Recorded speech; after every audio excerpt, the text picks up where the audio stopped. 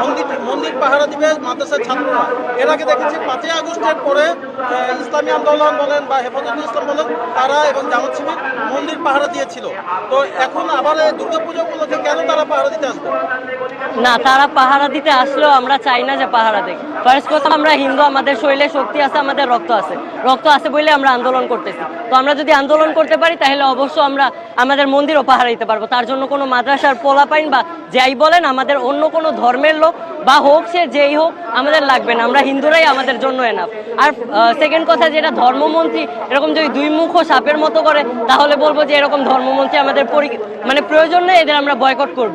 First কথা, তিনি ঢাকেশ্বরী মন্দিরে এসে বলছিলেন যে আমাদের মানে সাহায্য, আমাদের পাহারা দেওয়ার জন্য পুলিশ আনবে, প্লাস পুলিশ না পারলে সেনাবাহিনী আনবে। তারা এই কথাটা বলছে। তারপর আবার তিনি প্রচার করলো আলাদাভাবে যে মাদ্রাসার ছাত্ররা আমাদেরকে মানে করতে রাজি। তো এখানে আরো একটা কথা তুলতে যাই, মাদ্রাসার ছাত্ররা এখন বর্তমানে যে পরিস্থিতিটা বাংলাদেশের, যে মাঝার ভাঙা হইতেছে, এটা ওদের কাছে শিরক। তো আমরাও তো শিরকি করতেছি ওদের কথায়। তো সেখানে আমাদের তো পাহারা দেওয়ার কিছুই নেই। তারা যদি মাঝারি ভাঙতে পারে তাহলে আমাদের মন্দিরও ভাঙতে পারবে। তাই আমরা চাই না আমাদের কেউ পাহারা দেখ, আমরা নিজেরাই নিজেদের পাহারা দেবো। আমাদের পাহারা দেওয়ার জন্য অন্য কাউকে লাগবে না, হলে আমরা নিজেরাই নিজেদের পাহারা দেবো। সরকারের বিষয়টা বাদ দিয়ে এবার যদি আমরা বলি যে বৈষম্যবিরোধী ছাত্র আন্দোলনের সমন্বয়করা যদি বলে আমরা আপনাদের মন্দির পাহারা দিব, সেক্ষেত্রে আপনি কি রাজি হবেন? এটা যেহেতু একটা ধর্মীয় স্থান, অবশ্যই আমরা অন্য কোনো ধর্মের লোক কাউকে ঢুকতে দেব না। যেহেতু যেমন বলাই যাক যে মসজিদে যদি এখন কোনো একটা ইমাম নামাজ পড়ে, তখন তো হুটহাট কোনো হিন্দু ঢুকতে পারবে না, মানে ঢোকাটা উচিত না। তো তেমনভাবে আমি মনে করি যে সার্বিক দৃষ্টিকোণ থেকেই কোনো অন্য ধর্মের লোককে ঢোকাটা উচিত না। আরেকটি বিষয়, সেটা হচ্ছে বাংলাদেশের সংবিধানে বলা আছে সবাই সমান, সব ধর্মের লোক সমান, কারণ সংখ্যালঘু নামে কোনো সব ধর্মের লোক সমান যদি হইতো তাহলে গরুর গোস্ত খাওয়া নিয়ে যে একটা ট্রেন্ড চলতেছিল যে গরুর গোস্তের দাওয়াত দিলাম, ওই ট্রেন্ডটা কই থেকে আসছিল? আমরা যদি সমান হই সবাই, ওই ট্রেন্ডটা তো আসার কথা ছিল না, ওই ট্রেন্ডটা তো চলছে। তারপরে বৈষম্য ভাই থাকে, যত যাই বলেন, বৈষম্য বিরোধী আন্দোলন করার পরেও ধর্ম যেহেতু দুইটা আলাদা, বৈষম্য থাকবে।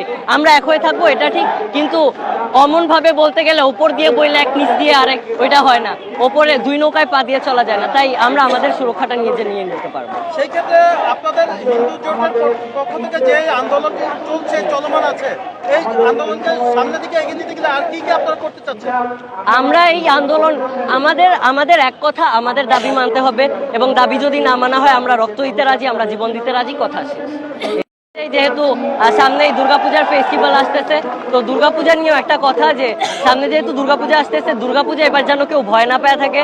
দুর্গাপূজা এবার হবে বাংলাদেশে সবচেয়ে বড় কোনো যদি দুর্গাপূজা হয় সেটা এই বছর হবে, এবং এই বছরের দুর্গাপূজায় মা দুর্গার হাতে সব থাকবে, কোনো নকল অস্ত্র থাকবে না, সব আসল অস্ত্র থাকবে। যাতে মন্দিরে কেউ ধ্বংস করতে আসলে, মন্দিরে কেউ হত্যাকাণ্ড চালাতে আসলে, মন্দিরে কেউ নিপীড়ন চালাতে আসলে, তাকে যেন সেখানেই মা দুর্গার অস্ত্র দিয়ে মেরে ফেলা যায়, তাকে যেন সেখানেই দমে দেওয়া যায়। এবার আমরা সুন্দরভাবে দুর্গাপূজা পালন করব, কেউ ভয় পাবেন না।